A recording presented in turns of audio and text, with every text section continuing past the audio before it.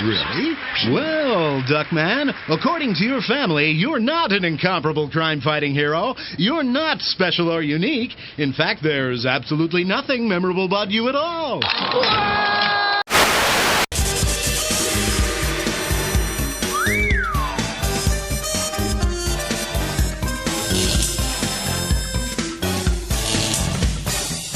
The 1990s was probably the golden age of adult animated shows. It started with The Simpsons and it just kind of kept going, and in a way it's still going today. There were some success stories, but also some failure stories as well, both tragic and hilarious. But one show, which I don't even know if I could call it a success or a failure, I guess in a way it's both, one show stood out among them all, and the show which I am referring to is Duckman. Duckman originated as a series of comic strips published by Dark Horse Comics and created by Everett Peck. I never read this strips, I can't find too much on them anywhere, but I assume that they were similar to the show. What I can tell is that Everett Peck's art style looks just as glorious in comic form as it would on its future show. I absolutely love this guy's art style. You're gonna hear me jerk it off throughout the whole video. The show was developed by Everett Peck, Jeff Reno, and Ron Osborne, along with Gabor Supo and Arlene Klasky of Klasky-Csupo, Inc. You know, the owners of one of the most iconic studio logos of the 1990s. I think this was just after Klasky-Csupo lost the whole Simpsons deal. Simpsons jumped to like Korean animators, so they needed another big adult flagship show, and Duckman was the perfect candidate. The show ran for 4 seasons and lasted from 1994 to 1997, and it was a modest hit at the time, but it did get some critical recognition. It was nominated for Primetime Emmys 3 out of the 4 years that it ran, and is generally considered a trailblazer in adult animated sitcoms along with The Simpsons and Beavis and Butthead. It aired on the USA Network, which I guess wanted to cut into that adult cartoon market, and while it wasn't huge at the time, it would gain a cult following that would blossom to the point that the show still has hardcore fans today. Duckman follows the titular character, a perverted, lowbrow, chain-smoking, lazy, incompetent duck private detective who lives in an undefined American metropolis. Along with Duckman, we have his family, his conjoined twin sons Charles and Mambo, his older son Ajax, and his sister-in-law Aunt Bernice. And we also spend a bit of time with his partner and the actual skilled detective of his firm, Corn-Fed Pig. Duckman is a widower, something that is played on quite a bit for the first season of the show and is alluded to throughout the series. But when your cigarette punctured the Bullwinkle float and he started losing helium until his antler dipped into the clown car and sent it crashing into Puff the Magic Dragon, who bounced off Snoopy and knocked me into an open manhole, killing me, I realized this could happen to anyone. And while Duckman does have a tragic noir backstory, his personality keeps you from feeling too sorry for him. He's an incompetent buffoon who puts a lot of shit before his own family, and he's a pervert and a coward. He's constantly seen drooling perversely at women, but that's kind of part of the charm of the character. Like, a bad person as a character can still be charming and fun to watch, and that's what Duckman is. He's not a good person, he's not a terrible person, he has moments where he's a good person, but for the most part, he's a sleazebag. You're supposed to watch him and watch everything blow up in his face and all the shit go bad for him and laugh at it, but then, you know, you can identify with the character at times too. Watching Duckman interact with the situations presented to him is just a treat, and that's because he's voiced by the one and only Jason Alexander. Yes, that Jason Alexander. Part of me wishes Alexander didn't make all that money off Seinfeld, because he pretty much doesn't act unless he feels like it now, and it's a shame because when he goes out of that George element, he is so fucking good. And in some ways, Duckman is a lot like George, but in a lot of ways, he's a completely different character, and I cannot picture this character without the voice of Jason Alexander. Right, enough! I've had it! If I wanted a lecture about money, I could have waited till Sunday and stolen from the collection plate again. I never really did that. I was just getting change for my dollar. While I do love the Duckman character, a main character is only as good as the supporting cast that it works with, and the supporting cast of Duckman is very solid. Specifically Corn-Fed, who is the competent one at the PI firm, and is really the only reason Duckman's firm is still in operation. He was voiced by Greg Berger, who, fun fact, was living in Russia during production of the first season, and all of his lines were done over the phone. Corn-Fed is often depicted as being almost like a superhero and a genius-level detective. He's notable in that while he's extravagant as a detective, he has a monotone Joe Friday-esque voice and is typically kind of a boring person. The two play off each other tremendously. He's depicted as Duckman's only true friend, despite Duckman treating him like garbage, and this is played on a bit throughout the series, but at the end of the day, he is the straight man to Duckman's main character. But he can kind of go out of that element too when the plot calls for it. It's just these two together are just, mwah, chef's kiss. Also worth noting that on a few occasions, Corn-Fed is portrayed portrayed as an antagonist to Duckman, but also Duckman can be portrayed as an antagonist to Cornfed. They're just a great duo of animated characters. I need to learn how to awaken the sexual beast that lies dormant in every woman's soul, waiting to transform her into a lusting creature of unbridled passion, pulling at me, tugging at me, yelling, "Take me, Cornfed! Make me your love slave!" But of course, the main foil to Duckman is Aunt Bernice, his sister-in-law who Duckman's wife left the house to. Bernice is a bitch to Duckman, but it's pretty justified. If it wasn't for Aunt Bernice, nobody would really be taking care of the kids. While Duckman and Bernice are capable of coexisting, they more often than not are at odds with each other, besides that time where they had intercourse while drunk. She's mostly depicted as a strong, independent woman, but she has these moments where she acts like a total girly girl who just wants a man. I'm assuming that's to kind of just throw it out there that they aren't stereotyping lesbians, because it's like they do like some slight hints that she might be a lesbian a few times, but for the most part I think she's straight or at least bisexual. In real trouble here. You've got some extra money, right? I've got $50,000 in the bank. You're not getting any. Other men will rape you. Besides Cornfed, Ajax is probably my favorite supporting character. He's just your average dumb teenager, but he's like really dumb, like they played up to 11. He was voiced by the son of Frank Zappa, Dweezil Zappa, and I'm not 100% sure on this, but I think part of the deal for the show using Zappa's music was letting his kid voice Ajax. I'll talk more about Zappa's involvement with the music later on. Look, I found my old contact lens.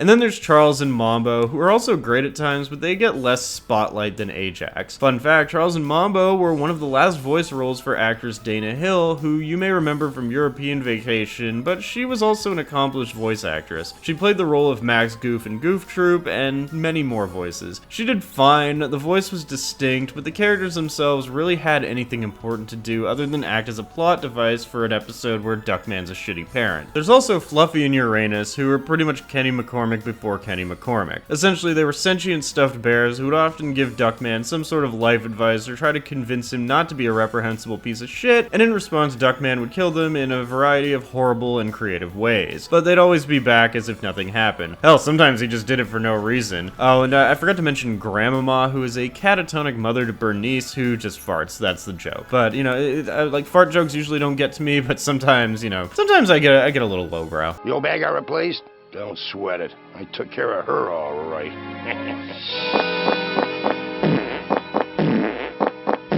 I laugh at Grandmama. Duckman was a very controversial show in the day, with its depiction of a very dysfunctional family, along with overt references to sex, depictions of cartoon violence, and thin-veiled insults thrown at all aspects of American culture. And that's why I fucking love this show. It wasn't afraid to go there, but at the same time, it never really goes out of its way to single out a specific group of people. I don't look back at this show and think, oh fuck, that was kind of racist, or holy shit, that was a little transphobic. It pretty much puts everyone on blast at the same time without really picking on anybody. It insults Hollywood, it insults political correctness in the right way, it insults consumerism and both the Democrats and the Republican. Duckman declares open season on America's entire social, economic, and political spectrum. You hear that? He's got a cure for cancer in his brain! Crack open his head, let's get it! Don't you see? Alive, his brain can provide data for research. But if he dies, the cure is lost to us forever. It's like the goose that laid the golden eggs. He lays golden eggs, too! Let's cut him open and get all the eggs at once! While Duckman himself was the protagonist, he would often come off as unlikable. As I mentioned before, he's kind of an anti-hero. On a surface level, he's unlikable, but as the episodes would progress, you'd start to identify with the character a bit more. And when he was totally in the wrong, the show let us know. Sometimes he would learn the error of his ways, or he would just be the same person he always was, whatever was funnier. But one place where Duckman specialized was his rants. He would rant on everything from political correctness to the little problems the working person runs into on a daily basis, and all of these rants still hold up today. Where Duckman set itself apart from Beavis and Butthead and The Simpsons is with just how far it was willing to go. It never outright showed nudity, but it wasn't afraid to show as much smutty imagery as was allowed on a late-night basic cable program. Everett Peck knew how to just super deform female characters to the point that they were both horrendously terrifying and genuinely attractive. Also, this show fucking oozes sleaze. Right from the opening credits, everything from the art style to the music to what they show in that credit sequence just gives me this like sleazy feeling. This was a late night show for adult audiences, and it makes sure you know that. And of course, since it is a detective show, since Duckman's private investigation firm is a centerpiece of a lot of episodes, it does take time to emulate aspects of classic film noir mystery films of the 1930s and 40s. Not every episode is like this, but it does play some of those tropes completely straight, and it works so fucking well when it does. You deep six the old man and set up his dame as a patsy, knowing the minute he was tucked in with a shovel, she'd take a powder to Rio and you could disguise yourself as her and take over the business.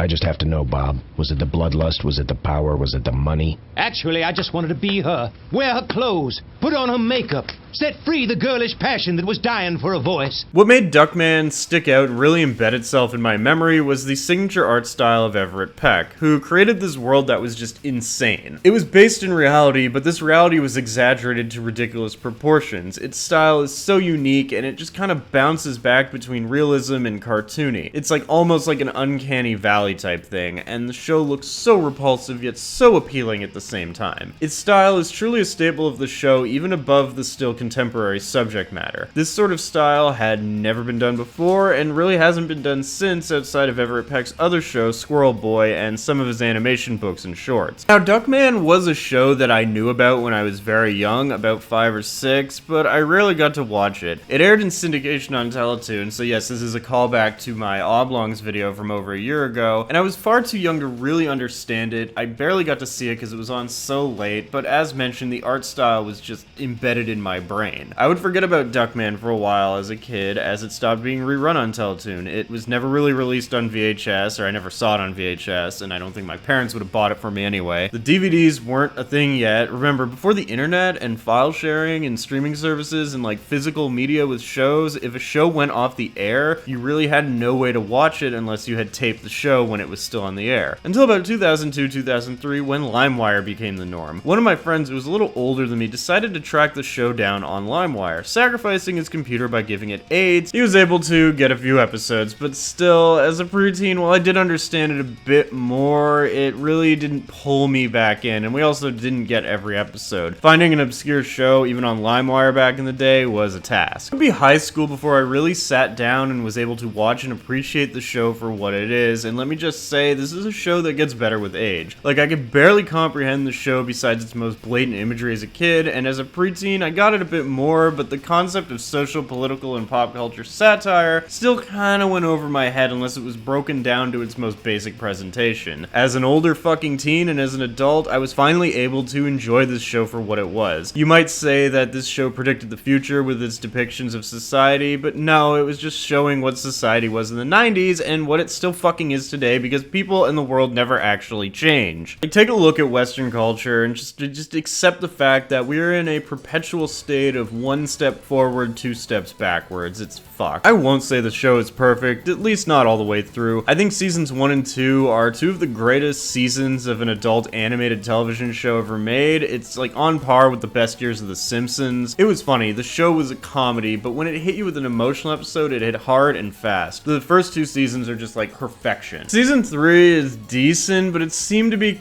kinda getting formulaic and homogenized at this point. I think they wanted to grab the general audience a bit more, so the satire elements were there, but it felt watered down almost. It had moments where it was good, some of the episodes were pretty funny, but it kind of started to degrade. Situations started to become a little more ridiculous and cartoony, and it really didn't have that same flavor that it had in seasons 1 and 2. And then season 4 is the bad season in my opinion, and while it's not completely devoid of humor or good writing, it's just like they watered it down already in season 3, and now they're just watering down the water, and it got even more ridiculous and cartoony at times. One notable aspect about the show's original run on the USA Network was that the series was actually a lead-out program for WWF, now WWE, Monday Night Raw from 1994 to 1997. But sadly, it wasn't really bringing in the ratings expected of it, and spent a lot of time on the air where WWE was not in the best shape ratings-wise, and it eventually concluded in its 4th season. I honestly think if it was around a few years later when WWE was at its absolute peak in the late 90s, it would have probably stuck around a little longer. One thing that really really pisses me off about season 4 is how Duckman ends up with a romantic interest in King Chicken's ex-wife. The episode about Face from season 1 is one of, if not probably the best episodes of Duckman ever produced, and it introduced a love interest for Duckman named Angela, who was a sort of ugly duckling that Duckman falls in love with. And throughout the episode, she gets a total makeover and becomes this beautiful woman, and her and Duckman are happy, but she becomes such an icon that her and Duckman could never work as a couple. She comes back in a second episode in I think the 3rd season, and quite frankly, they completely fucking blew it in this follow-up. I actually hate this episode. It's probably my least favorite just because of how they blew this whole arc. And after that, you know, Angela might have had a pop-up appearance here and there, but they completely dropped her and Duckman's romance for this other thing with King Chicken's ex-wife, which just never sat well with me. But that's not the only problem. In the 4th season finale, they decided to marry all the characters off. Duckman to Honey Chicken, Bernice to King Chicken, and Cornfed to Bernice's long-lost twin Beverly. But then the show just kinda ended with Beatrice, Duckman's deceased wife, returning and revealing that she was alive the whole time and that Cornfed knew she was alive, leaving the show on a cliffhanger, and yet this was the final episode aired. It has been stated by the writers that they ended the show like this on purpose. They had no plans of ever concluding it, and I'm guessing it was just the writers giving the fans a big middle finger when the show was on its way out. But one thing that pissed audiences off was the fact that Cornfed would keep a secret from Duckman about his wife still being alive. It's considered to be very out of character for Cornfed, and there are a ton of fan theories such as it being a dream, or it being part of Leonard Nimoy's dream from a previous episode, or aliens being involved, or simply the writers were just on coke. I personally think it was just a big screw the audience to end the show. For years since the show was cancelled, fans have begged them to bring the show back, and I don't know if it was ever pitched, or if Everett Peck and the other writers ever tried to do anything else with it. Jason Alexander said he would never voice the character again because the voice caused strain on his throat, but regardless of that, fans figured it would be only a matter of time before a streaming service would pick the show back up for a revival. But sadly, earlier this year, creator Everett Peck would pass away after a battle with pancreatic cancer, taking from us one of the most creative animators and artists of the 1990s and squashing any hopes of a revival. And I'm saying this from the heart, now that he's gone, I don't want the show to be revived. It just would be in bad taste without him. I actually had the pleasure of speaking to Everett Peck on Facebook years ago. It was brief, and that Facebook account got deleted a long time ago, but I can tell you, from what I gather, he was a pretty chill guy. He seemed to appreciate his fans, and I can tell based on his social media that despite passing away somewhat early, he was only 71. He lived a full and happy life with his family, and his legacy as an animator will be cemented in the form of the timeless classic show Duckman, as well as his other creations. Rest in peace, Everett Peck.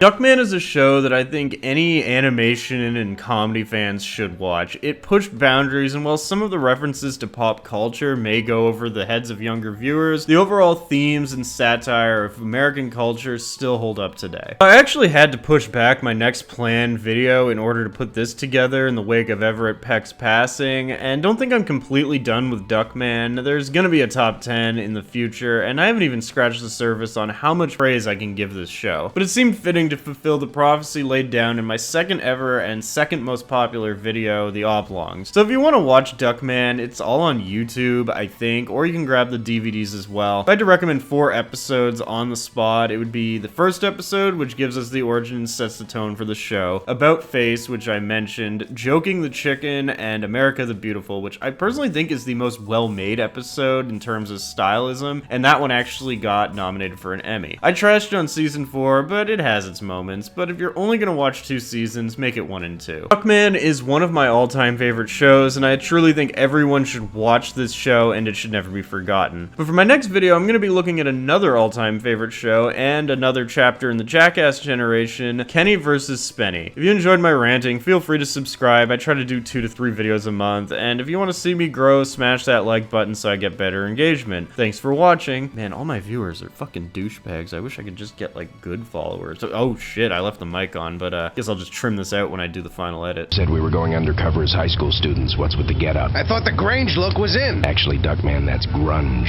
Oh, like you fit in. Hey, my parents are in Europe. Want to come to my house for a party tonight? Are you kidding? We'd love to. Ew, gross. We weren't talking to you, old man.